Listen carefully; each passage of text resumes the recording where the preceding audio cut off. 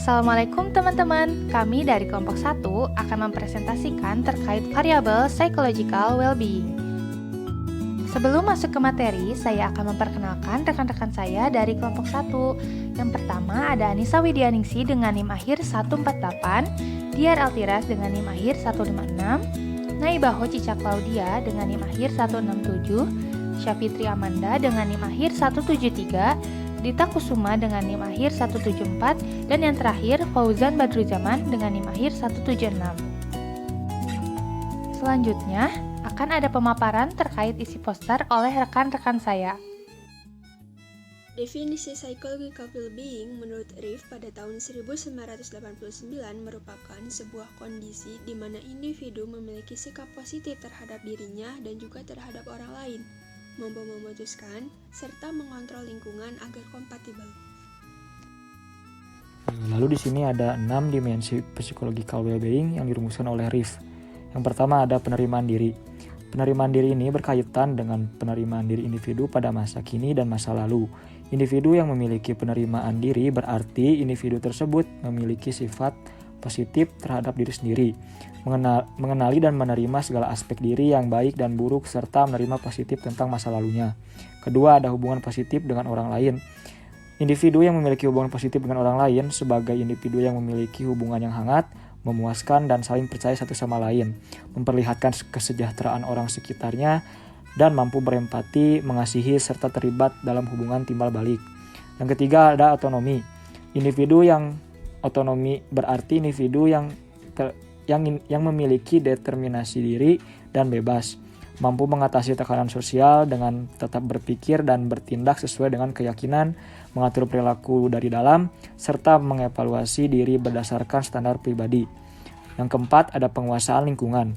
Individu yang memiliki penguasaan lingkungan adalah individu yang mampu menguasai dan mengatur lingkungan, mengontrol aktivitas eksternal yang kompleks, menggunakan kesempatan secara efektif, memiliki kemampuan untuk memilih dan menciptakan konteks yang sesuai dengan kebutuhan dan nilai pribadi. Yang kelima, ada tujuan hidup.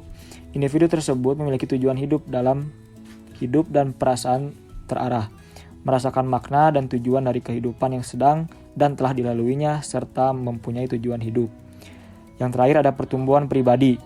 Individu yang memiliki pertumbuhan diri akan merasakan perkembangan yang berkelanjutan, melihat dirinya tumbuh dan berkembang, terbuka pada pengalaman baru, menyadari potensi dalam dirinya, serta melihat peningkatan dalam diri dan perilakunya.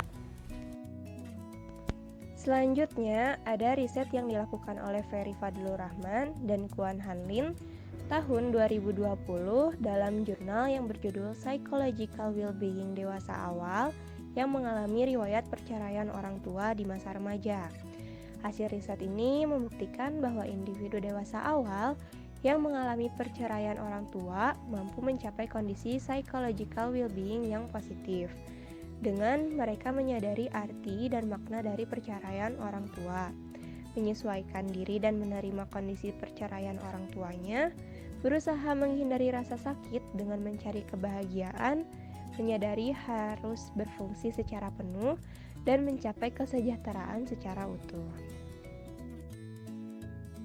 Berdasarkan hasil riset kedua, yaitu kesejahteraan psikologis mahasiswa baru Indonesia di Taiwan, didapatkan hasil yaitu mahasiswa baru harus memiliki strategi dan membangun keterampilan beradaptasi dalam menjalani kehidupan barunya, terutama dalam menyesuaikan diri dengan lingkungan agar dapat membangun kompetensi yang diperlukan dalam menciptakan lingkungan yang sesuai dengan kebutuhan.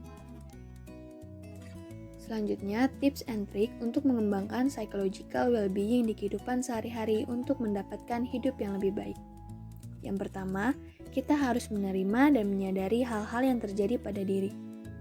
Yang kedua, belajar mengenali apa yang sebenarnya terjadi dalam lingkungan, cara mengatasinya, dan cara mencegahnya. Yang ketiga, melakukan hal-hal yang berdampak positif. Yang keempat, selalu bersyukur. Yang kelima, selalu optimis pada tujuan yang telah ditentukan. Yang keenam, menjalin suatu hubungan sosial yang bermanfaat. Yang ketujuh, mendekatkan diri dan beribadah pada Tuhan. Sekian pemaparan materi dari kelompok 1. Mentari senja telah tenggelam, hujan turun mulai terjatuh. Kami tutup presentasi dengan salam. Wassalamualaikum warahmatullahi wabarakatuh.